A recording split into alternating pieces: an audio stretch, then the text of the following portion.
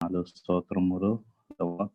ఈ రాత్రి వేళ సమయంలో దేవా మేము చిన్న సహవాసంగా కూడుకొని దేవా వాక్యాన్ని ధ్యానించుకోబోచుండగా దేవా మీ వాక్యం ద్వారా మీరు మాతో మాట్లాడండి.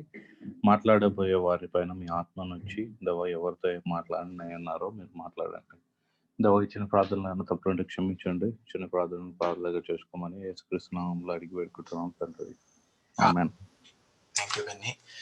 మనం ఒక పాట ద్వారా దేవుడిని ఆరాధించుకొని ఆ తర్వాత మనం బైబిల్ స్టడీలోకి వెళ్దామండి. ఓ యేసు నీ ప్రేమ ఎంతో మహానీయం అనే పాటను పాడుకుంటూ దేవుని స్తుతించుకుందాము. ఓ యేసు నీ ప్రేమ ఎంతో మహానీయము, ఆకాశ తార పర్వత సముద్ర ములకన్న గొప్పది. ఓ యేసుని ప్రేమ ఆగమ్యానందమే హృదయాము నిండేను, ప్రభుని కార్యములు గంభీరమైనవి. ఆగమ్యానందమే హృదయాము నిండేను, ప్రభుని కార్యములు గంభీరమైనవి. ప్రతి ఉదయ సాయంత్రములు స్తుతికి యోగ్యములు, ప్రతి ఉదయ సాయంత్రములు స్తుతికి యోగ్యములు, స్తుతికి యోగ్యములు. ఓ యేసుని ప్రేమ సంకట సమయములో సాగాలేకున్నాను, దయచూపు నా మీద అని నేను మొర్ర పెట్టగా. సంకట సమయములో సాగాలేకున్నాను, దయచూపు నా మీద అని నేను మొర్ర పెట్టగా. వింటినంటివి నా మొరకు ముందే తోడునుండు నంటివి, వింటినంటివి నా మొరకు ముందే తోడునుండు నంటివి, తోడునుందు నంటివి. ఓ యేసుని ప్రేమ కొదువాలెన్నీయున్నా భయపడను నేనెప్పుడు, పచ్చిక బయలులో పారుండజేయును. కొదువాలెన్నీయున్నా భయపడను నేనెప్పుడు, పచ్చిక బయలులో పారుండజేయును. భోజన జలములతో తృప్తిపరచు నాతో నుండు నేసు, భోజన జలములతో తృప్తిపరచు నాతో నుండు నేసు, నాతో నుండు నేసు. ఓ యేసుని ప్రేమ దేవుని గృహములో సదా స్తుతించెదను, సంపూర్ణ హృదయముతో సదా భజించెదను. దేవుని గృహములో సదా స్తుతించెదను, సంపూర్ణ హృదయముతో సదా భజించెదను. స్తుతి ప్రశంసలకు యోగ్యుడేసు, హల్లెలూయా ఆమేన్.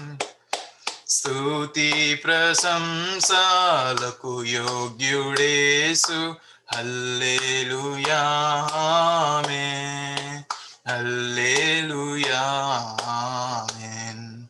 ఓ యేసుని ప్రేమ ఎంతో మహానీయము, ఆకాశ తార పర్వత సముద్ర ములకన్న గోపది. ఓ యేసుని ప్రేమ. మహాపరిశుద్ధ ప్రేమ కలిగిన నా తండ్రి, నాయన అవును ప్రభా, నీ యొక్క ప్రేమ గొప్పది ప్రభా. నైనా ఆ లోతులను మేము గ్రహింపలేని వారము ప్రభా. నైనా నీ ప్రేమను బట్టి, నీ కృపను బట్టి, నీ కనికరమును బట్టి ప్రభా, సజీవ లెక్కలో మమ్మల్ని ఉంచి నీ యొక్క వాక్యమును ప్రభా వినిపింపచేయుటకు నైనా అవును భోజనములతో ప్రభా, నైనా ఇదిగో మమ్మల్ని ప్రభా, మా ఆకలిని ప్రభా నైనా ఇదిగో నైనా నింపబోచున్న వాడవు ప్రభా. మా యొక్క దాహమును ప్రభా, మా యొక్క దప్పికను తీర్చబోచున్న వాడవు ప్రభా. నైనా దాహము లేనప్పటికీ ప్రభా, కఠినమైన మా హృదయములను ప్రభా ఎరగొట్టగలిగి ప్రభా నాయన మెత్తగా చేయగలిగిన వాడవు ప్రభా. సిలువలో ప్రభా మరణమును మీద ప్రభా నాయన సాతానుడి మీద జయమును పొందిన దేవుడవు ప్రభా. నాయన నేడు మాతో ప్రభా మీరు మాట్లాడము ప్రభా. నాయన ఇప్పుడు మేము బైబిల్ స్టడీ చేయబోచుండగా ప్రభా నాయన లీడ్ చేయబోచున్న వారి మీద ప్రభా నీ యొక్క ఆత్మను ఉంచు. మీ యొక్క ఆత్మను మా అందరి అందుట ప్రభా నాయన సంచరించండి, ఎవరిని దాటిపోవద్దు ప్రభా. ఈ సాయంత్రకాల సమయమందు మాతో మాట్లాడమని యేసు అతి పరిశుద్ధ నామములో ప్రార్థించి పెట్టుకుంటున్నాము పరమ తండ్రి, ఆమేన్. ఈ వీక్ 23rd అండి, సేటన్ హ్యాస్ బీన్ డిఫీటెడ్ అనే ఈ యొక్క వీక్ సిరీస్ మీద మన మధ్యన ఉన్న బ్రదర్ వినిల్ అన్న దేవుని యొక్క వాక్యాన్ని మనం లీడ్ చేస్తారు.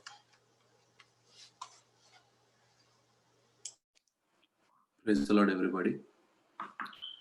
దేవుని మహాప్రభుని బట్టి దేవునికి వందనాలు. గతించిన వారాలన్నిట్లో అనేకమైన విషయాలు తెలుసుకోవడానికి దేవుడు మనకి కృప చూపించారు. ఈ వారం సాతాను ఎలాగ ఓడిపోయింది, ఓడిపోవడం వల్ల మనకు వచ్చే లాభం ఏంటి, ఏ సమయంలో ఎలాగూ దేవుడు సాతానుని జయించారు, సాతానుని జయించడం అంటే అర్థం ఏంటి అనే విషయాలు మనం తెలుసుకుందాం. మొదటగా డైరెక్ట్గా పాయింట్లోకి వస్తే, సాతానుని భూమి మీద అపజయం పొందించడానికి దేవుడు ఏం చేయవలసి వచ్చింది అంటే, భూమి మీద అధికారము సాతానికి ఉన్నది. అధికారం కోల్పోయింది ఏ సమయంలో?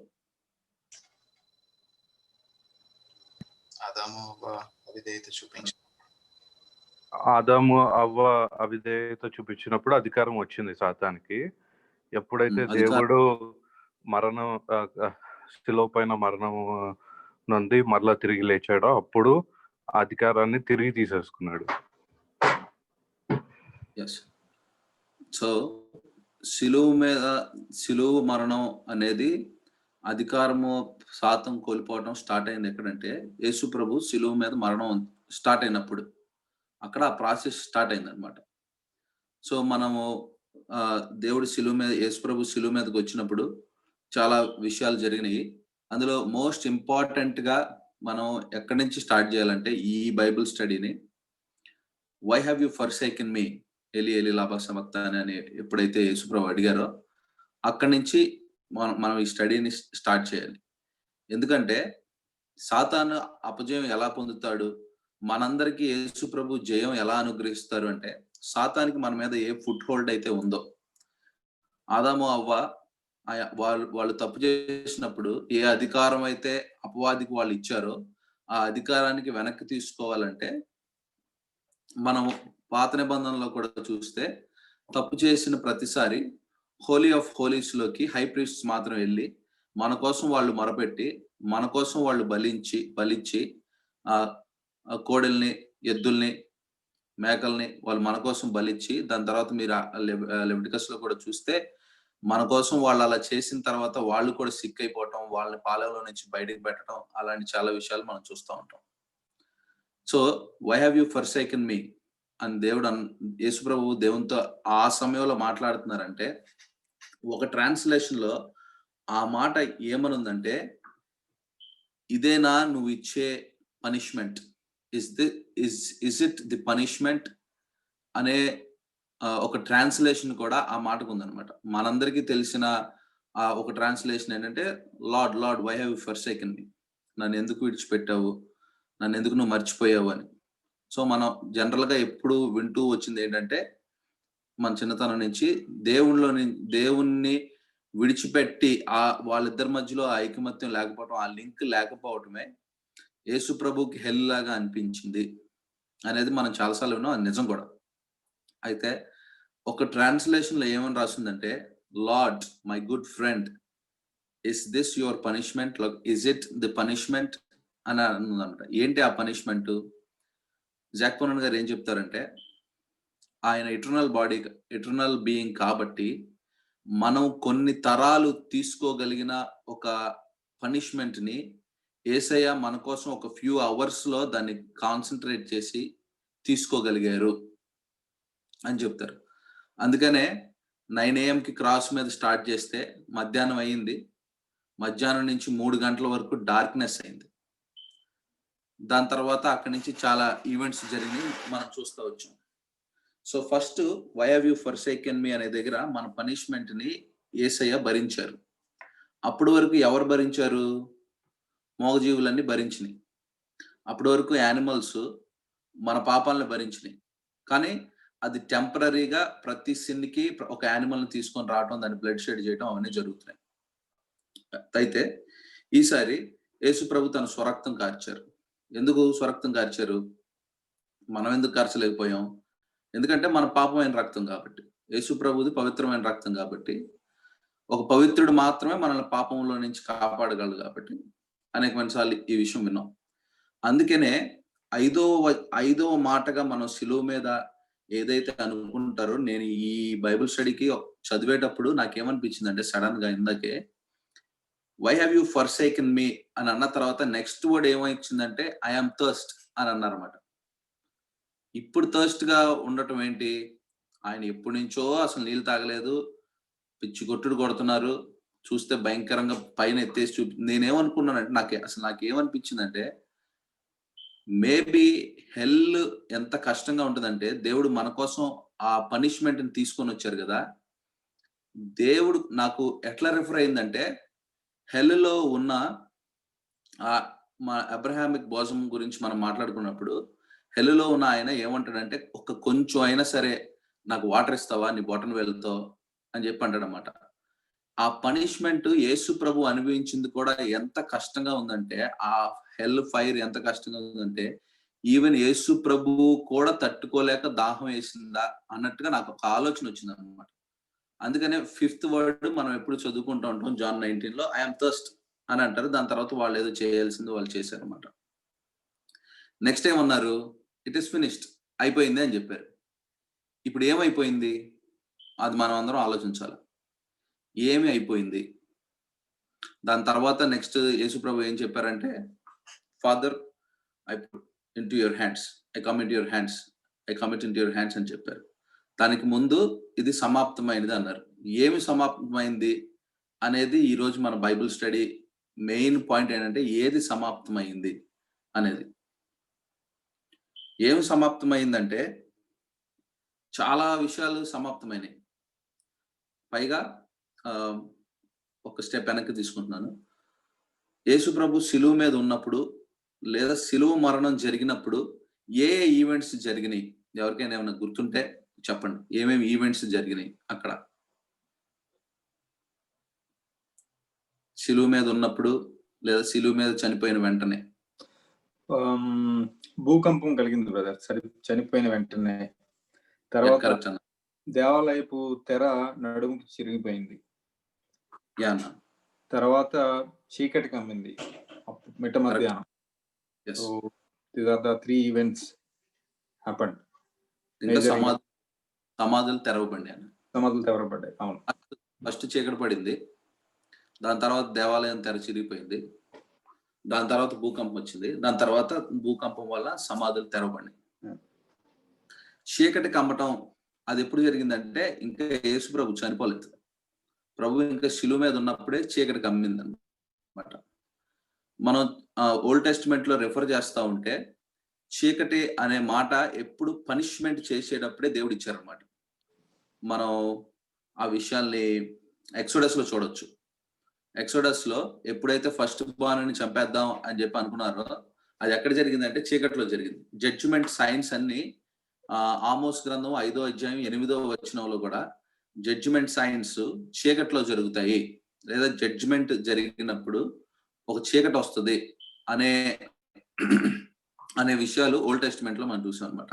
సో జీసస్ క్రైస్ట్ కి ఎప్పుడైతే జడ్జిమెంట్ జరుగుతుందో మన కోసం, ఆయన చేసిన తప్పుల కోసం, మన కోసం ఎప్పుడైతే జీసస్ క్రైస్ట్ జడ్జిమెంట్ లో నిలబడ్డారో దానిని ఒక సింబల్ గా ఒక చీకటి వచ్చింది ఫస్ట్ది.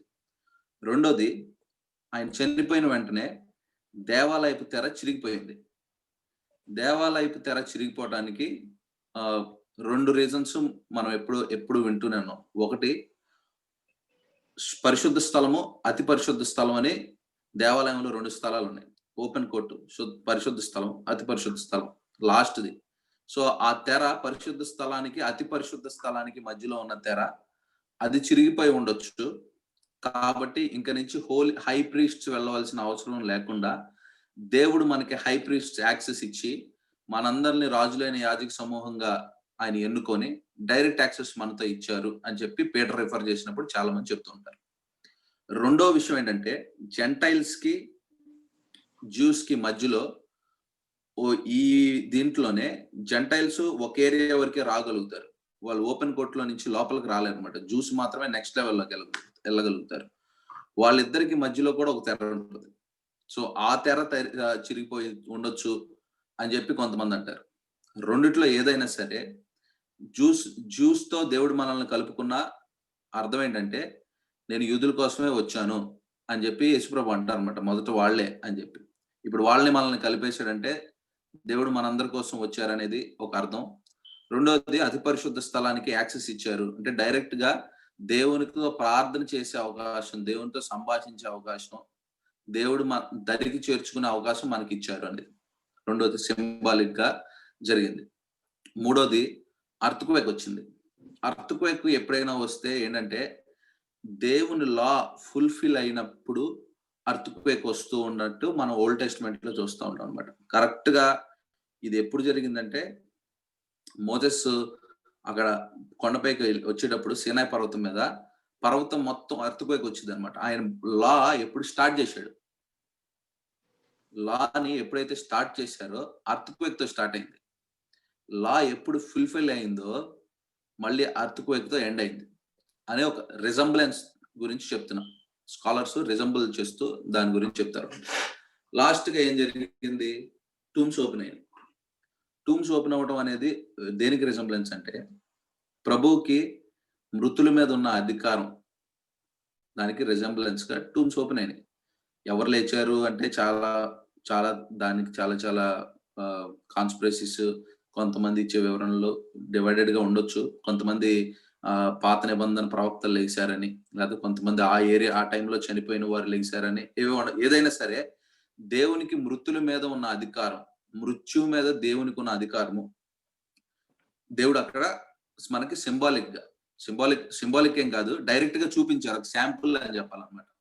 మనం దేనికోసం వెయిట్ చేస్తున్నాం, మనందరం చనిపోయిన తర్వాత యేసు ప్రభు మన కోసం వస్తారు, ఆయన మనల్ని మృతుల్లో నుంచి లేపుతాడు అనేది మనందరి విశ్వాసం. దానికి ఒక శాంపుల్ దేవుడు చూపించారనమాట. నేను ఈ పని చేయగలను. Not only Jesus Christ rising from the dead, ఆయన 3 రోజుల తర్వాత లెగటం సంగతి కాదు, ముందే లేపి చూపించారు. మనకి ఒక నమ్మకాన్ని కలిగించటం, యేసు ప్రభు మాత్రమే కాదు అనేకులు మృతుల్లో నుంచి లేపుతారు అన్న ఒక శాంపుల్ దేవుడు చూపించారు. అయితే హీబ్రూస్ 9:12 ఎవరైనా చదవగలుగుతారా?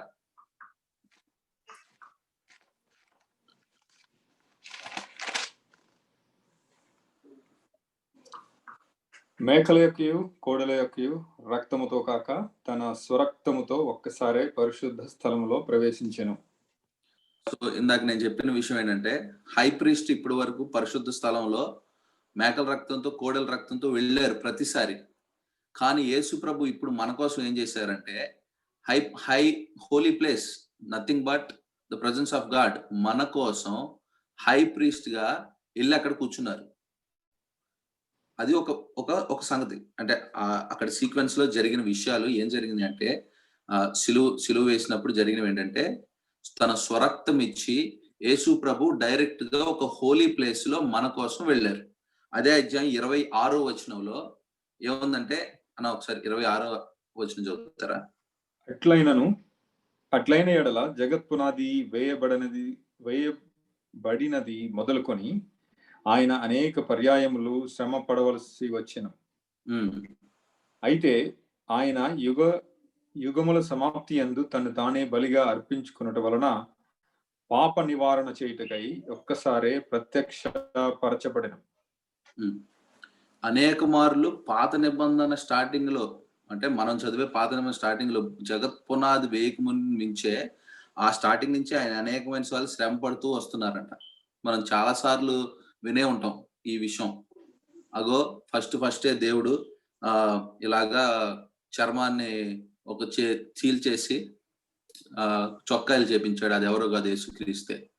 అబ్రహాం కోసం ఇసాకు కోసం బలి ఇచ్చేటప్పుడు ఒక ర్యామ్ దొరికింది, అది ఎవరో కాదు, యేసుక్రీస్తే. అనేకమైన సార్లు మనం ఈ మాటలు వింటా ఉంటాం. ఒక్కసారి కానీ అప్పుడు ఏం చేశారంటే, ఒక సింబాలిజం గా యేసు ప్రభు శ్రమ పడుతూ వచ్చారనమాట. కానీ ఇప్పుడు మాత్రం మన కోసం శరీరధారిగా వచ్చి శ్రమపడి ఒక్కసారే చనిపోయారు. దానివల్ల మనకి ఇప్పుడు వచ్చిన లాభం ఏంటంటే హెబ్రీయులకు రాసిన గ్రంథం 10వ అధ్యాయంలో ఈ విషయం ఉంది. 9:12 లో ఏం జరిగిందో, ఎలా జరిగిందో రాసింది. 10:12 లో ఏం జరిగిందో రాసింది అనమాట. ఈయన అయితే పాపముల నిమిత్తమై సదాకాలము నిలిచి ఒక్క బలిని అర్పించి అప్పటి నుండి తన శత్రువులు తన పాదములకు పాదపీఠముగా చేయబడి వరకు కనిపెట్టుచు దేవుని కుడి పార్శ్వమున ఆసీనుడాయను. థాంక్స్ అన్న. శత్రువుల్ని పాదపీఠం దగ్గర ఉంచారంట. ఇప్పుడు ఎవరు మన శత్రువు? యేసు ప్రభుకి, మనకి, యేసు ప్రభు బాడీగా ఉన్న మన అందరికి శత్రువు ఎవరు? మనం పోరాడుతున్నది ఎవరితో? మన వార్ఫేర్ ఎవరితో? కనిపించని అంధకారంతో అని పౌలు గారు అన్నారు. కామన్ టర్మినాలజీలో చెప్పాలంటే శాటన్. మన వార్ఫేర్ శాటన్తో. కానీ యేసు ప్రభు ఆల్రెడీ అక్కడ వారు చేసేసి శత్రువులను పాదపీఠం దగ్గర పెట్టేశారంట. ఆ పని అయిపోయింది. అయితే ఇంకా శాటన్ గాడు ఎలాగ మన మీద ఎక్కి కూర్చోగలుగుతున్నాడు? ఇంకా శాటన్ గాడు మన మీద ఎలాగ మన తలంపులను చెడగొట్టగలుగుతున్నాడు? ఇంకా ఎందుకు యేసు ప్రభు దగ్గరికి మనం రాలేకపోతున్నాం? ఇంకా శాటన్ గాడికి మనం ఎలా లొంగిపోతున్నాం? ఈ చాలా సింపుల్ బేసిక్ విషయం ఏంటంటే, యేసు ప్రభు శాటన్ ని ఓడించాడు అన్న విషయం ఫస్ట్ అసలు మన బిలీవర్స్ గా ఒక బేసిక్, అంటే ఇప్పుడు మనం బైబిల్ బేసిక్స్ అని చెప్పి తెలుసుకుంటున్నాం కదా. బేసిక్ ప్రిన్సిపల్ ఏంటంటే, అందరికి తెలియాల్సిన విషయం ఏంటంటే, శాటన్ ఆల్రెడీ ఓడిపోయాడు. ఇప్పుడు మనం కొత్తగా ఓడించాల్సిన పని లేదు, వాడు ఓడిపోయాడు. మరి మనం ఏం చేయాలి? మనం చేయాల్సింది ఏంటంటే విన్నింగ్ టీంలోకి వెళ్ళి నుంచోడమే. మనం మళ్ళీ ఫైట్ చేయాల్సిన పని లేదు. మనం విన్నింగ్ టీం ఉంది ఆల్రెడీ. విన్నింగ్ టీంలోకి వెళ్ళి మనం మెంబర్ అయితే చాలు. ఆ విషయాన్ని, ఇది చాలా బేసిక్. ఈ విషయాన్ని మనం తెలుసుకుంటే కనుక మనం పోరాటం చేయాల్సిన పని ఉండదు అనమాట. మనం ఏమనుకుంటున్నామంటే, పౌలు గారు చెప్పారు కదా, మనం పోరాడాల్సింది పలానా వాళ్ళతో, సో మనం సొంతగా పోరాడాలేమో, మనం ఏమైనా చెయ్యాలేమో, దీనికి మనం ఇంకా చెయ్యాలేమో, ఇంకా ఏమైనా చెయ్యాలేమో, ఇలా చేస్తే వాడు వెళ్ళిపోతాడా, అలా చేస్తే వెళ్ళిపోతాడా అని చాలా విషయాలు మనం ఆలోచన చేస్తామో, లేకపోతే మనం చాలా ప్రేయర్ చేయాలి, ప్రేయర్ చేయకపోతే సైతాన్ గడు మన దగ్గర నుంచి వెళ్ళడు. ఆ మాట వాస్తవమే. కానీ అసలు ఏంటి, ప్రేయర్ చేస్తే ఏమవుతుంది? ప్రేయర్ చేయటం వలన వాడు వెళ్ళిపోతున్నాడా, దేని వలన వాడు అసలు మన దగ్గర నుంచి వెళ్ళిపోతున్నాడు అనేది ఇప్పుడు మనం చూద్దాం. జీసస్ క్రైస్ట్, మనం gospel of Luke, acts of the apostles, ఈ రెండు రాసింది లూక్. ఈ రెండు లూక్ రాశారు. గాస్పెల్ ఆఫ్ లూక్ రాసినప్పుడు ఆయన ఏం చేశారంటే, జీసస్ క్రైస్ట్ శరీరధారిగా ఉన్నప్పుడు ఆయన చేసిన కార్యాలన్నీ దానిలో గ్రంథపరిచారు. యాక్ట్స్ ఆఫ్ అపోస్టల్స్ రాసినప్పుడు ఏం చేశారంటే, acts of apostles first word లో నా దగ్గర బైబిల్ అన్న, ఒకసారి యాక్ట్స్ ఆఫ్ అపోస్టల్స్ 1:1 చదువుతారా?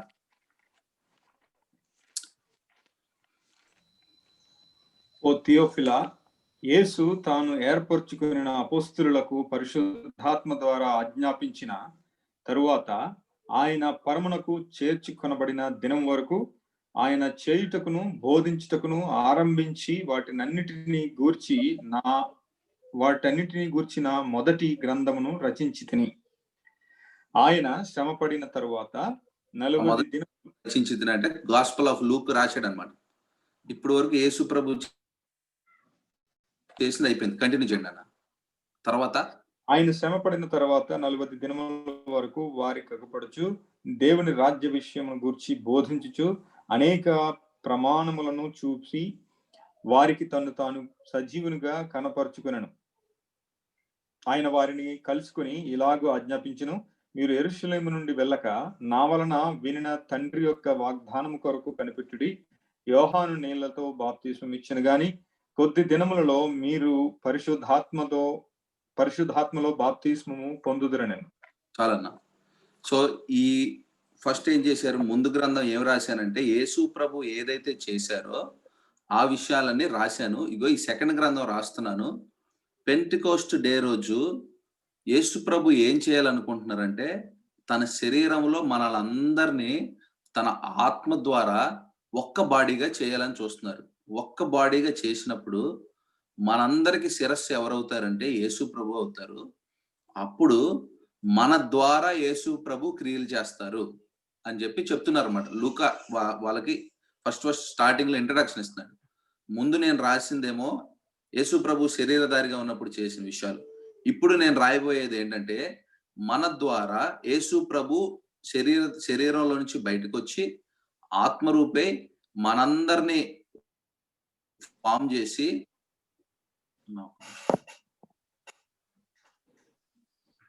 ఇప్పుడు ఒక స్పిరిట్ గా మన మధ్యలో ఉండి మన ద్వారా క్రియలు చేపిద్దాం. ఎవరికి మన ద్వారా క్రియలు చేపించేది? మళ్ళీ జీససే, యేసు యొక్క ఆత్మే. యాక్చువల్ చాలాసార్లు రాస్తే యేసు ఆత్మ, యేసు యొక్క ఆత్మ అని చెప్పి వాళ్ళు రాస్తారన్నమాట. ఆ మాట, ఆ ఫ్రేజ్ కూడా వాడారు. పరిశుద్ధాత్మ అనే మాటే కాకుండా యేసు యొక్క ఆత్మ అని కూడా వాడారు అనమాట. సో యేసు ప్రభు శరీరధారిగా ఉన్నాయి చేసినవి అక్కడతో ఆపేసేయలేదు.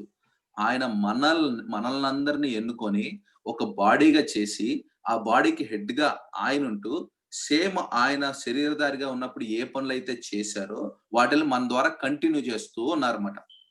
ఇప్పుడు మనం చేయాల్సింది ఏంటంటే ఇందాక నేను చెప్పినప్పుడు ఆయన శరీరంలో ఒక పార్ట్ అవ్వాలి.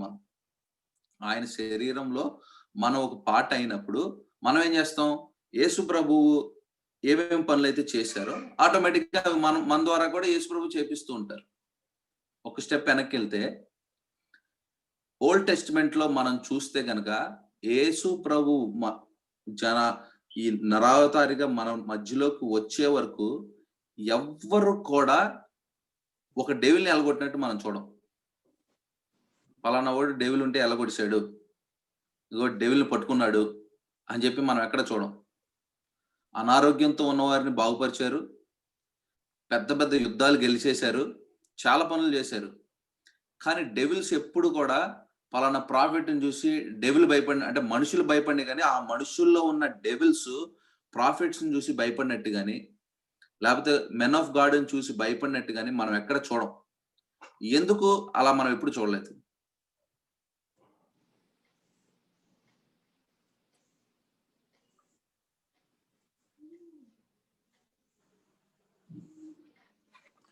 ఈ దావీదు వీణ వాయించినప్పుడు సౌలుని సాతాను దురాత్మ విడిచి వెళ్ళిపోతుంది కదా బ్రదర్, అదొక ఇన్సిడెంట్ ఉంది. కానీ మళ్ళీ వస్తూ ఉంటుంది అన్న అని ఐ మీన్ సాతాను కదన్నా. కాన్ఫరెంట్ చేసిన సంగతి అడుగుతున్నా. పో సాతాన్ అని చెప్పి గద్దించి దానిని ఎప్పుడు మనం చేసినట్టు మనం ఎక్కడ చూడం. ఎప్పుడైతే యేసుప్రభు వచ్చారో అక్కడి నుంచి అపోస్టల్స్ ఈ రోజు ఉన్న మనం కూడా పని చేయగలుగుతున్నాం. కానీ ఓల్డ్ టెస్టిమెంట్ లో మనం ఎప్పుడు అలాంటివి చూడం అనమాట. దయ్యాలు తిరగబట్టం కానీ లేదా దయ్యాల్ని ఎల్లగొట్టడం కానీ దయ్యాల మీద అధికారం పొందుకోవటం కానీ మనం ఎక్కడ చూడం. అప్పుడు అధికారం సాతాను దగ్గర ఉంది కదన్నా.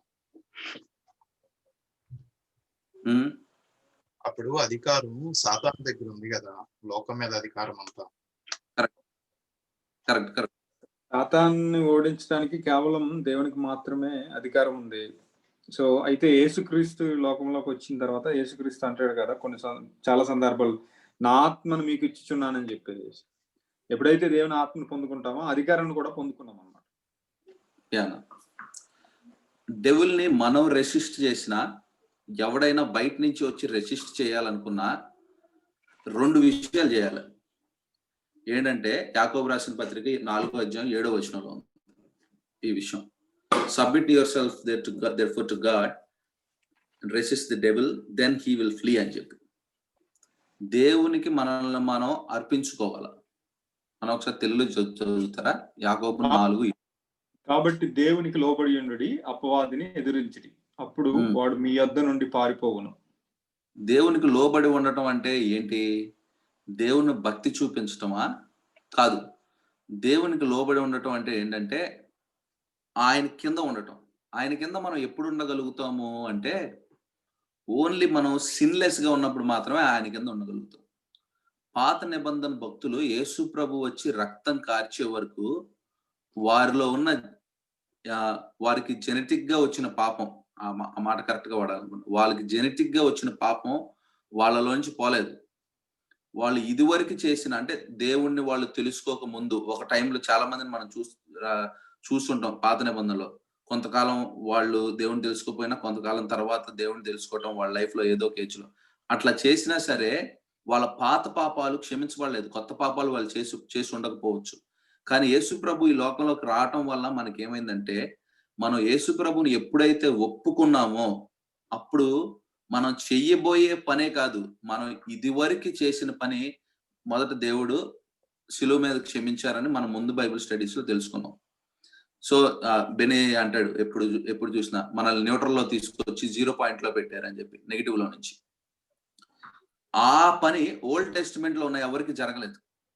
ఎప్పుడైతే మనం పాపరహితులం అయ్యామో అప్పుడు మనం ఏమైందంటే దేవునికి ఏదైతే అధికారం ఉందో ఆ అధికారం మనకు కూడా ఇవ్వబడుతుంది.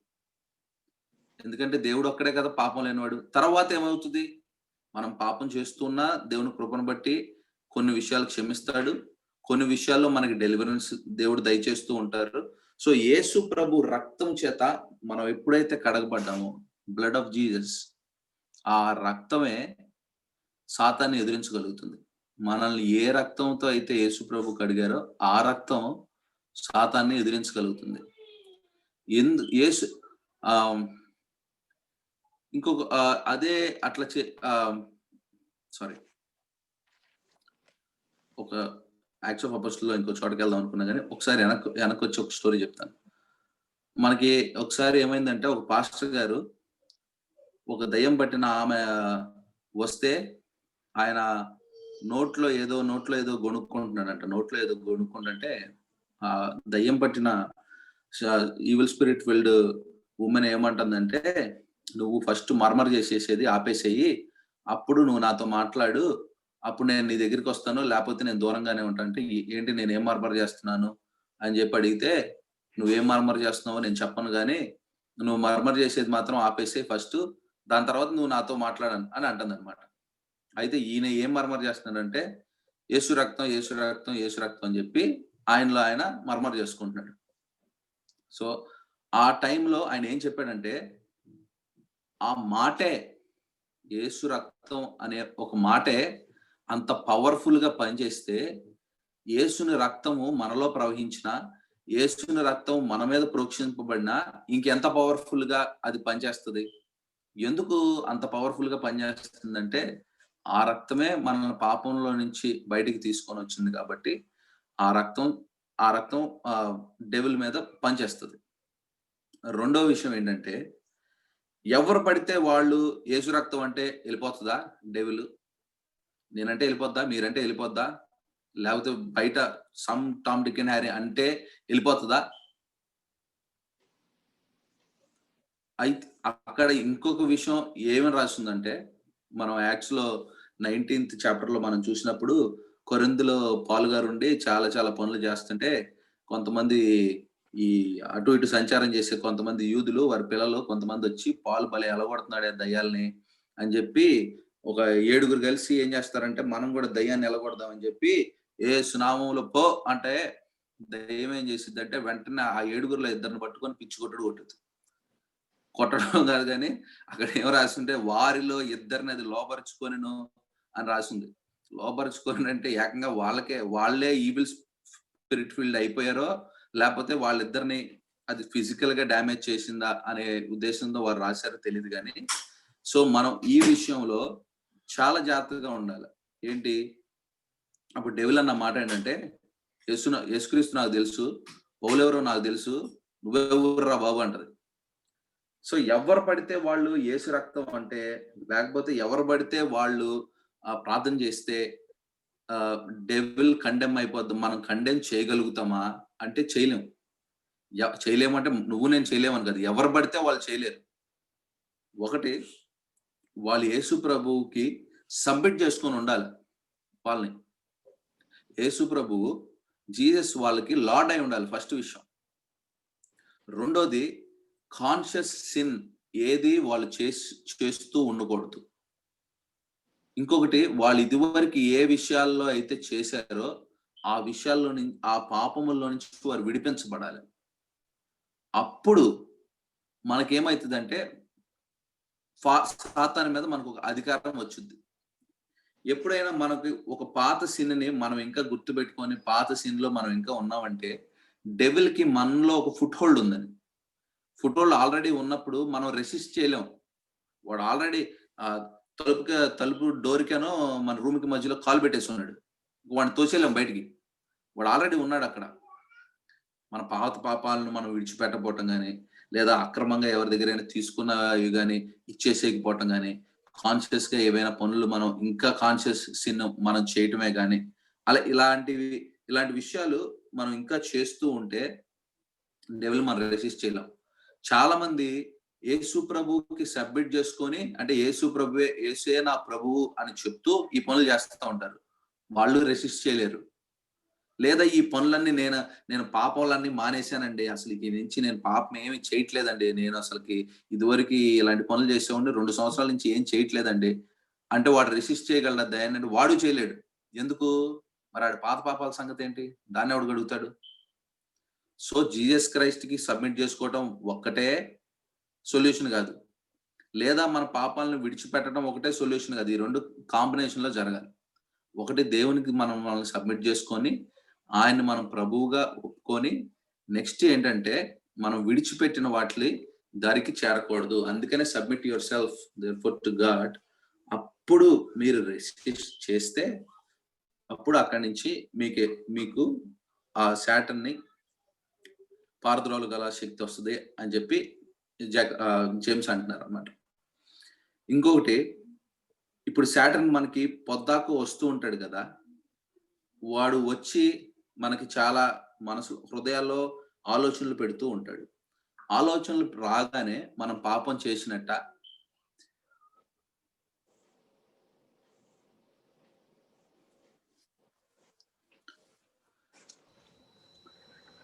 ఆలోచనలు రాగానే పాపం చేసినట్టు ఆలోచనలు మన చుట్టూ ఉన్నదంతా పాపపు లోకంలో జీవిస్తున్నాం బ్రదర్. ఓకే, అయితే ఆ ఆలోచనలు వచ్చినప్పుడు మనం గనక కాన్షియస్ గా లేకపోతే గనక అటువంటి ఆలోచన మనకు వచ్చిందని తెలియకుండానే మెల్లగా ఆ పాపానికి లోబడిపోతా ఉంటాం.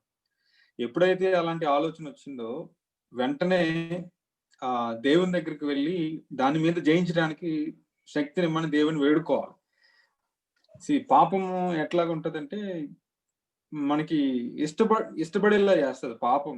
ఇట్స్ లైక్ స్టార్టింగ్ లో ఏంటంటే మనం దాన్ని అట్రాక్ట్ అవ్వడానికి ఏదో ఒక బలహీనతను తీసుకుని అట్రాక్ట్ చేసేలాగా ప్రయత్నం చేస్తూ ఉంటది. ఆటోమేటిక్ గా మనం ఎప్పుడైతే మనకి ఇష్టమైంది అట్రాక్ట్ చేసేది మన దగ్గర ఉంటే ఆటోమేటిక్ గా టెంప్ట్ అవడానికి అవకాశం ఉంటుంది. అట్లాంటిది వచ్చినప్పుడు మన కాన్షియస్ కరెక్ట్ గా లేకపోతే కనుక దేవుని దగ్గరికి వెళ్ళి వెంటనే క్షమాపణ అడిగి లేదంటే దాని మీద జయించడానికి శక్తిని అడగకపోతే automatically we will get into trouble. Slowly మనం ఏమైతే అంటే దానికి లోబడిపోతాం. కరెక్ట్ అన్న, ఎగ్జాక్ట్లీ అన్న. కాకపోతే నా క్వశ్చన్ ఏంటంటే ఆలోచన మనకి రాగానే దానిని దేవుడు పాపముగా ఎంచుతాడా అంటే, ఆలోచన మనకి రాగానే దేవుడు దాన్ని పాపంగా ఎంచరు. ఎందుకంటే ఇప్పుడు నేనున్నాను, ఒక ఆలోచన సజ్జ దగ్గరికి వెళ్ళి, సజ్జ మన ఇద్దరం సినిమాకి వెళ్దాందా అని అన్నా అంటే, ఒక ఆలోచన ఆయన బ్రెయిన్ లో పెట్టాను అనమాట. అది ఆయన పాపం చేసినట్టు అవ్వదు. నన్ను అలాంటి పనులు నేను చేయను అన్నాడు అనుకో, అక్కడితో అది కట్ అయిపోద్ది. అవునా అన్న, ఏ హాల్లో ఆడుతుంది అన్నాడు అనుకో, అక్కడి నుంచి నా థాట్స్ ని ఆయన హృదయంలోకి ఎంటర్ చేసుకున్నాడు. అక్కడి నుంచి అది పాపంగా స్టార్ట్ అవుతుంది అన్నమాట. సో మనకి వచ్చిన ప్రతి తలంపు మనల్ని పాపిగా చేయదు. ఆ తలంపుని మనం రెసిస్ట్ చేయనప్పుడు, ఎందుకంటే శాటన్ పెట్టే తలంపులు డైరెక్ట్ గా మనకి సైతాన్ తలంపు పెట్టినా, పక్క నుంచి ఒక మనిషి వచ్చి చెప్పినా ఒకటే, ఏంటంటే చెప్తున్నారు అంతే. వాటిని మనం హృదయంలోకి తీసుకుంటామా లేదా అగ్నికి ఆజ్యం పోస్తామా అనే దానిని బట్టి ఆ పాపం అనేది ఉంటుంది అన్నమాట. చాలా మంది ఏంటంటే, నాకు ఇలాంటి తలంపులు వస్తున్నాయి కాబట్టి నేను పాపం చేసినట్టు అని భయపడుతూ ఉంటారు అని చెప్పి ఈ విషయం జాక్పాన్ గారు చెప్పారు. సో అలా భయపడద్దు. ఆలోచన వచ్చిందంటే శాటన్ మనల్ని ఏదో చేస్తుంది. రెసిస్ట్ అని జేమ్స్ లో ఇందాక చెప్పిన విషయం చెప్తున్నాను. జేమ్స్ లో రెసిస్ట్, ఫస్ట్ రెసిస్ట్ చేస్తే చాలు. ఎవరు రెసిస్ట్ చేయాలనేది ఇందాక ఒక 10 నిమిషాలు మాట్లాడుకున్నాం. ఎవరు పడితే వాళ్ళు రెసిస్ట్ చేయలేరు. బ్లడ్ ఆఫ్ జీసస్ తో బ్లడ్ ఆఫ్ జీసస్ తో మనం కడగబడి, మనం మన క్లియర్ కాన్షియస్ తో మనం ఉండి, కాన్షియస్ అనేది మనం చేయకుండా ఉండుంటే మనం డెవిల్ ని రెసిస్ట్ చేయగలం. చిన్నది లాస్ట్ గా చేస్తానన్నా, అక్కడే చెప్పు సజ. మీరు చెప్పినట్టు ఆలోచన వచ్చినప్పుడు పాపం కాదు, కానీ ఆలోచన ఎంకరేజ్ చేయబడుతున్నప్పుడు బయటికి ఇంకా ఫలించాల్సిన అవసరం లేనప్పుడు అది పాపంగా, ఆలోచనలోనే పాపంగా మారిపోద్ది. దీనికి వాక్యానుసారంగా కూడా మనం కొన్ని వారాల క్రితం దేవుడు ఏమేమి విట్నెసెస్ తీసుకొస్తారు, ఆ బుక్స్ లో ఏమేమి ఉన్నాయి అన్న చోట్ల తలంపులను కూడా ఒక చోట ఉండిద్ది యాక్చువల్ గా. సో ఎప్పుడైతే ఈ సిన్ఫుల్ థాట్ అంటే ప్రశ్నగా సాతాను తెచ్చినా లేదా మన ఫ్రెండ్ ద్వారా ఎవరి ద్వారా తెచ్చినా మొదట విన్నప్పుడు పాపం కాదు, కానీ రెసిస్ట్ చేయకపోవడం ఆర్ థాట్ ని ఎంకరేజ్ చేయడం అది పాపం కింద మార్చడానికి, అదే శోధనలోకి పడివేయడానికి అన్ని విధాలుగా వర్కౌట్ అవుతూ ఉంటది.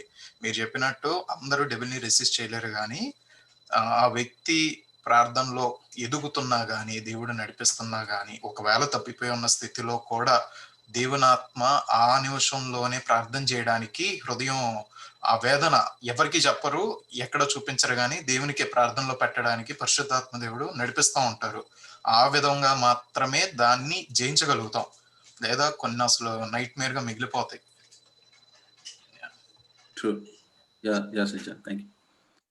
కరెక్ట్. ఇంకొకటి ఏంటంటే, ఎవరైనా మనకి ఏదైనా విషయం చెప్తున్నప్పుడు, మన పాత స్నేహితులు జనరల్ గా మనకు కనిపించినప్పుడు, వాళ్ళు ఏంటంటే మన దగ్గర పాత విషయాలు చెప్తూ ఉంటారు అన్నమాట. చెప్తా ఉన్నప్పుడు మనము ఆ విషయాల్ని ఫస్ట్ కట్ చేయాలి. కానీ మనకి జనరల్ గా వచ్చేది ఏంటంటే, ఏమనంటే ఫీల్ అవుతాడేమో, ఇలా చెప్తే అవుతాడేమో. అప్పుడు ఏమవుతుందంటే మనకి ఆ విషయం ఒక రేంజ్ వరకు, అంటే ఒక నిమిషం వరకు ఓకే, ఆ టాక్ గాని ఒక 10 నిమిషాలు వెళ్ళిందంటే మన హార్ట్ ఫీల్ అయిపోతుంది. దాంతో 10 నిమిషాల దాకా ఆ టాక్ ని మనం కొనసాగించకూడదు అనమాట. అది చాలా ఒక క్రిస్టియన్ లైఫ్ లో, ఎస్పెషల్లీ న్యూ బార్న్ కొత్తగా ఫెయిత్ లోకి వచ్చిన వాళ్ళ విషయంలో చాలా కష్టమైంది ఏంటంటే, దాన్ని అక్కడ కట్ చేయకపోవటం. ఎనీథింగ్ దాన్ని అక్కడ కట్ చేయలేకపోవటం అనేది చాలా కష్టమైన విషయం అనమాట. ఒక్క నిమిషం okay, no problem, 5 minutes okay, 10 minutes కానీ వాడు అట్లా చెప్తున్నాడు ఆ పక్కనోడు, మనకు ఆటోమేటిక్ గా మనం వాళ్ళతో సింక్ అయిపోయి మనం కూడా పాత విషయాలు చెప్తాం, అట్లా చెప్తాం అనమాట. సో ఇంకొక విషయం ఏంటంటే, ఇందులో డెవిల్ ని మనం రెసిస్ట్ చేయాలంటే ఆదిలోనే ఆ విషయాన్ని కట్ చేయాలి. అది చాలా హార్డ్ గా ఉండొచ్చు, నీ బెస్ట్ ఫ్రెండ్ కి హార్డ్ గా ఉండొచ్చు, నీకు హార్డ్ గా ఉండొచ్చు. కానీ అక్కడ చేయలేదనుకో, మనం ఫస్ట్ సిన్ లో పడిపోతాం. మనం సిన్ లో పడిపోయామంటే మనల్ని మనం రక్షించుకోలేము, వాడిని రక్షించే విషయం పక్కన పెట్టాలంటే. సో ఆ సంగతి కూడా గమనించాలి. లాస్ట్ గా అపవాది చేసే పని ఏంటంటే, ఇందాక బ్లడ్ ఆఫ్ జీసస్, ఇంకా మనం కాన్షియస్ సిన్ అనే విషయం చెప్పాను. మూడోది ఏంటంటే వర్డ్ ఆఫ్ అవర్ టెస్టిమోనీ. ఈ విషయంలో కూడా ఈ 3 విషయాల కాంబినేషన్ లో మాత్రమే మనము సాతాన్ని రెసిస్ట్ చేయగలుగుతాం. రెవల్యూషన్ 12th అధ్యాయం 11th verse లో ఏమని రాస్తుందంటే, and they overcame him by the blood of the lamb and by the word of their testimony అని చెప్పి రాస్తుంది అనమాట. And they loved not their lives until the death. వాళ్ళ లైఫ్ ని వాళ్ళు ఫస్ట్ కేర్ చేసుకోలేదు, చావు అంటే కూడా భయపడలేదు. రెవల్యూషన్ లో రాశారంటే నాకు సరిగ్గా ఎక్కడ ఏ పాయింట్ లో ఈ విషయం గురించి రాశారు, ఇది ట్రిబ్యులేషన్ లో జరిగే విషయమా లేకపోతే ప్రీ ట్రిబ్యులేషన్ లో జరిగే విషయమా అనేది నాకు సరిగ్గా తెలియదు. కానీ అక్కడ రాసింది ఏంటంటే blood of the lamp, word of the testimony, 2 విషయాల వల్ల వాళ్ళు సాతాన్ని ఓవర్కమ్ చేయగలిగారంట. సో సాతాన్ని ఓవర్కమ్ చేయగలిగితే ఇందాక మనం చెప్పుకున్నాం, బ్లడ్ ఆఫ్ ద ల్యాంప్ యేసు రక్తం వల్ల చేయొచ్చు, కాన్షియస్ సిన్ లేకపోవడం వల్ల చేయొచ్చు. ఇంకోటి కూడా ఉండాల్సింది ఏంటంటే దేవుడు మనకి చేసిన పని, కేవలం మనకే కాదు, దేవుడు చేసిన కార్యాన్ని ఎలుగెత్తి చెప్పటం ద్వారా కూడా మన సాతాన్ని రెసిస్ట్ చేయొచ్చు. జాక్పోన్ గారు ఈ సంగతి చెప్తూ, ఒకసారి ఎవరో ఒక ఆవిడికి వాళ్ళ ఫ్యామిలీ అంటే జాక్పోన్ గారు వాళ్ళ వైఫ్ ఇరువురు కలిసి వాక్యం చెప్తూ, అమ్మ నువ్వు దేవుడిని నమ్ముకో. కానీ జాక్పోన్ గారికి ఒక అలవాటు ఉందంట, ఏంటంటే రే సైతానుగా నువ్వు సిలువలో ఓడిపోయావు అని గట్టిగా చెప్పిస్తాడంట. మనసులో అనుకోవటం కదా, రే సైతాన్ నువ్వు సిలువలో ఓడిపోయావురా, యేసుప్రభు సిలువలో చనిపోయినప్పుడు నువ్వు ఓడిపోయావురా, మేము గెలిచావురా, యేసుప్రభు గెలిచాడరా, నీకు ఏ ఫుట్ హోల్డ్ లేదురా ఇంకా అని గట్టిగా చెప్పిస్తాడంట. అయితే ఒక ఆమెను కూర్చోబెట్టి ఆమెకి గాస్పెల్ చెప్తూ అమ్మా నువ్వు ఇప్పటి వరకు మా మాట విన్నావు కదా, నీ నోరు తెరిచి రే సైతాన్ నువ్వు ఓడిపోయావురా, సిలువలో యేసుప్రభు చనిపోయినప్పుడు నువ్వు ఓడిపోయావురా, నువ్వు లోజరవురా అని చెప్పి గట్టిగా చెప్పు అంటే సడన్ గా ఆమె తిరిగి కళ్ళు పెద్ద చేసి నేను ఓడిపోలేదు అన్నమాట. అప్పుడు దాకా ఆయనకి తెలియదంట ఈమెకు దయ్యం పట్టిందని. అప్పుడు ఆమెకు తెలిసిన విషయం ఏంటంటే ఫస్ట్ ఈమె డీమన్ పొజెస్డ్ అని చెప్పి జాక్పోన్ గారికి తెలిసింది. ఓ ఈమె డీమన్ పొజెస్డ్, ఇప్పటి వరకు నాకు తెలియదేంటి, మామూలుగానే ఉంది కదా, అన్ని బాగానే చేసింది కదా అని చెప్పి అప్పుడు జాక్పోన్ గారు ఏం చేశారంటే ఈమెతో మాట్లాడటం మానేసి డీమన్ తో మాట్లాడటం మొదలు పెట్టారంట. డీమన్ తో మాట్లాడటం మొదలుపెట్టి యేసునామంలో గద్దిస్తే, యేసు రక్తం వేస్తే ఆ డీమన్ విడిచి వెళ్ళిపోయిందంట ఆయన్ని. ఆ రోజు ఆయనకి తెలిసిన విషయం ఏంటంటే ఈ సంఘటన జరగటం వలన ఏ డెవిల్కి జరిగిన విషయాలు కానీ రే నువ్వు ఇక్కడ ఓడిపోయావురా అనే విషయాన్ని వాడికి చెప్పినప్పుడు వాడు తట్టుకోలేడు. ఫస్ట్ ఎందుకు తట్టుకోలేడంటే ఆయన ఊరికి నవ్వుతూ ఏం చెప్పాడంటే, మనం గేమ్స్ ఆడుకుంటా ఉంటాం, ఓడిపోయిన విషయాలు నువ్వు ఎలా ఓడిపోయావు, ఆ మ్యాచ్ లో ఎలా ఓడిపోయావు, ఎలా ఓడిపోయావు అని చెప్తూ ఉంటే మనకి అసలు చిరాకు వచ్చి కసి వచ్చేసింది.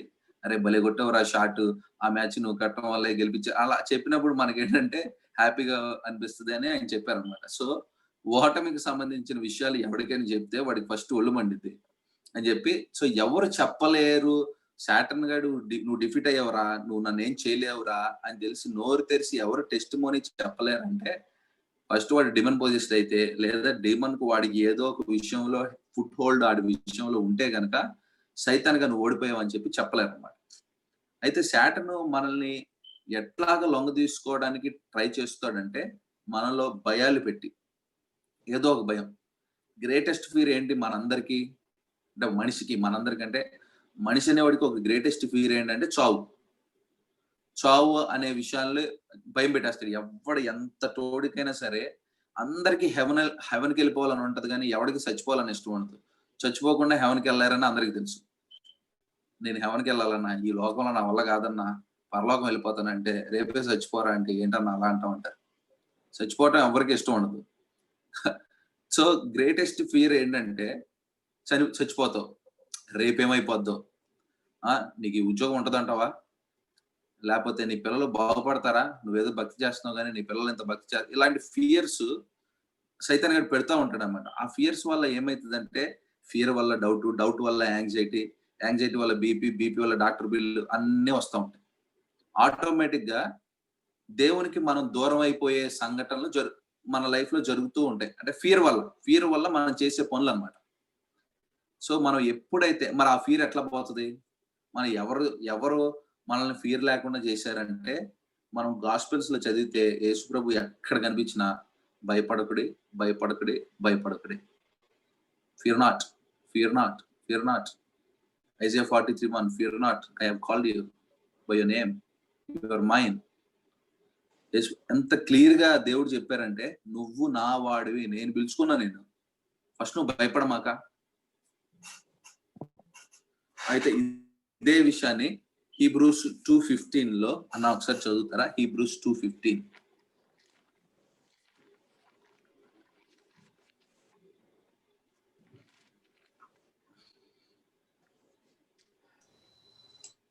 కాబట్టి ఆ పిల్లలు రక్త మాంసములు గలవారైనందున ఆ ప్రకారమే మరణము యొక్క బలము గలవారిని, అనగా అపవాదిని మరణము ద్వారా నశింప చేయుటకును, జీవిత కాలమంతయు మరణ భయముల చేత దాస్యమునకు లోబడిన వారిని విడిపించుటకును ఆయన కూడా రక్త మాంసములలో పాలివాడాయను.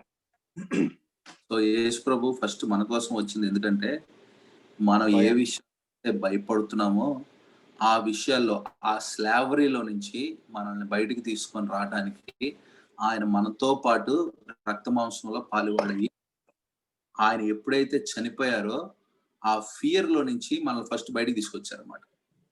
అప్పుడు ఏం చేశారు? ఫియర్ లో నుంచి బయటికి తీసుకొని రావటమే కాదు, ఎఫిషియన్స్ 1 లో ఏమని రాస్తుందంటే, సమస్తము ఆయన పీఠము కింద ఉంచబడిందంట. సమస్తం అంటే సమస్తంలో సైతాన్ గాడు ఉన్నాడు, సమస్తంలో యూనివర్స్ ఉన్నాయి, సమస్తంలో మన కష్టాలు ఉన్నాయి, సమస్తంలో మనం ఉన్నాం, అందరూ మనం అంటే ఈ లోకం ఉంది, అన్నీ ఉన్నాయి, అన్ని ఆయన పాదం పీఠం కింద ఉన్నాయి. ఎవరు ఆయన దగ్గరికి ఎవరైతే వెళ్ళారో ఆయన బాడీలో ఉంటారు. బాడీ ఆఫ్ క్రైస్ట్ లో ఎవరు ఉంటారు? విశ్వాసులందరూ బాడీ ఆఫ్ క్రైస్ట్. సో సమస్తము ఆయన పాదపీఠం కింద ఉంచిందంటే మనం ఆయనలో ఉన్నప్పుడు ఆటోమేటిక్ గా అవి మన కింద ఉన్నట్టు ఇంప్లై చేస్తే అవి మన కింద ఉన్నట్టు. ఏమున్నాయంటే సమస్తము మన పాదం కిందే ఉన్నాయి. కానీ మనం ఏం చేస్తామంటే, మనం ఎవడు పాదం కింద ఉన్నామని చెప్పి ఫీల్ అవుతూ ఉంటాం. Blood of Jesus, word of testimony, leaving conscious sin, forgiveness for our past sins. ఈ 4 విషయాలు ఎవరికైనా ఉంటే గనక వాళ్ళు గ్యారంటీగా సాతాన్ని రెసిస్ట్ చేయగలరు. ఎవరైనా సాతాన్ని resist చేయలేకపోతున్నారంటే 1 of the 4 things is missing. అది ఏదైనా అవ్వచ్చు. మన టెస్టిమోనీ మనం ఎలుగెత్తి చెప్పలేకపోతున్నామా, లేకపోతే దేవుడు ఏదైతే సిలువలో చేశాడో దాన్ని బోల్డ్ గా మనకి మనం ప్రకటించుకోలేకపోతున్నామా, నమ్మలేకపోతున్నామా, కాన్షియస్ సిన్ ఇంకా ఏదైనా ఉందా, పాస్ట్ సిన్స్ ని మళ్ళీ ఏమైనా తెచ్చుకుంటున్నామా, యేసు రక్తం చేత కడగబడలేదా, అసలు బాప్తిజమే పొందలేదా, లేదా బాప్తిజం పొందిన తర్వాత ఇందాక నేను చెప్పిన విషయాలు ఇంకా ఏమైనా ఉన్నాయా? ఈ 4 విషయాలు విశ్వాసులైనా అవిశ్వాసులైనా జ్ఞాపకం చేసుకొని ఈ 4 విషయాల్లో పర్ఫెక్ట్ గా ఉంటే మనం సాటన్ ని రెసిస్ట్ చేయొచ్చు. సాటన్ ని రెసిస్ట్ చేస్తే ఏమవుతుందో మీ అందరికీ తెలుసు. లాస్ట్ గా Romans 16:20 లో the word of peace will soon crush Satan under your feet అని చెప్పి రాస్తుందన్నమాట. తెలుగులో చదువుతారన్నా? 16:20.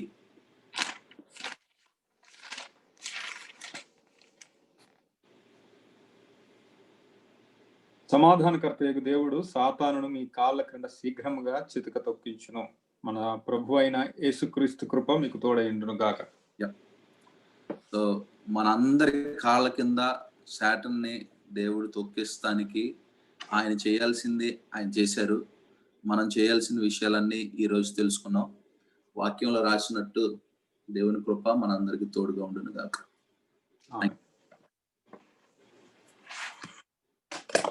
Any thoughts, any comments or suggestions? Time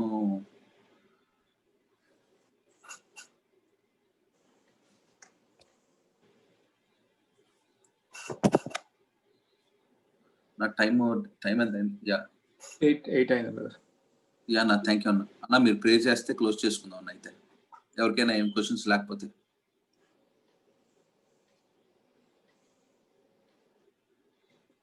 prayer చేసుకుందాం. మహాపరిశుద్ధుడును మహోన్నతుడైన నా ప్రియ పరలోక తండ్రి, బంగారు పాదాలు, వందనాలు, స్తుతులు, స్తోత్రాలు ప్రభా. నా దేవా, ఇదిగోనైనా మరొక దినము మీ వాక్యమును ధ్యానించడానికి మాకు ఇచ్చినటువంటి గొప్ప తరుణము కొరకే మీకే వందనాలు. అవును ప్రభా, మీరు ఇదిగో ప్రభా సాతానును ఇదిగో ప్రభా అలనాడు ఇదిగో ప్రభా శిలువ మరణం ద్వారా పునరుత్థానం ద్వారా ఇదిగో ప్రభా మీరు జయించి ఉన్నారు. అయినప్పటికీ ఇదిగో ప్రభా ఆ శక్తిని మేము పొందుకోలేకపోతున్నాం దేవా. నా దేవా, మీ కృప ఉంటే ఇదిగో ప్రభా, మీ కృప చేత ఇదిగో ప్రభా మేము ఆ శక్తిని పొందుకోవడానికి ఇదిగో ప్రభా మా జీవితాల్లో ఇదిగో ప్రభా సాతానును ఎదిరించి ఇదిగో ప్రభా మీ కొరకు బలమైన సాధనాలుగా వాడడానికి సహాయాన్ని దయచేయండి. మా సహవాసాన్ని అంతటిని మీ చేతులకు అప్పగిస్తున్నాం. ప్రతి బిడ్డను, ప్రతి కుటుంబాన్ని దర్శించండి, ఆశ్చర్యకార్యాలు చేయండి, అద్భుతాలు చేయండి. నా దేవా, మీ కృపలో వర్ధిల్లింపు చేయండి. సమస్త మహిమ, ఘనత, ప్రభావాలు మీరే పొందుకోమని నజరేయుడైన యేసు నామములో అడిగి మిక్కిలి వినయంతో ప్రార్థన చేస్తూ వేడుకుంటున్నాను నా పరమ తండ్రి. ఆమేన్. ఆమేన్. Thank you very much. Thank you అన్న. థ్యాంక్స్ అండి జాయిన్ అయిన అందరికి. సో నెక్స్ట్ వీక్ మనం ఫెయిత్ రిజల్ట్స్ ఇన్ ప్రైజ్ అనే భాగంలో మనందరం బైబిల్ స్టడీ చేస్తాము. కుదిరిన మీరు తప్పనిసరిగా జాక్మన్ గారి సిరీస్ యూట్యూబ్ లో ఉందండి. సో ప్రార్థన పూర్వకంగా or Satan has been defeated, ఇది కూడా మీరు ఏదైనా కానీ సిరీస్ తిరిగి వినవచ్చు. సో విన్న వాక్యము మనలో ఫలించే విధముగా సాతానుకి మన జీవితం మీద ఆడికి అసలు ఎలాంటి శక్తి లేదు, కానీ రెసిస్ట్ చేయగలిగిన శక్తిని మనం పొందుకునేలాగన సో చెప్పబడిన 4 మన జీవితంలో ఉండేలాగా మనం ప్రార్థన పూర్వకంగా సిద్ధపడదాము. సో కుదిరిన మీరు తప్పనిసరిగా November 18th next week, so 24th chapter అని చెప్పొచ్చు actually. So you can please to join us. Thank you all. Wish everyone a blessed week. Thank you. Thank you Sajja. Bye. Yeah.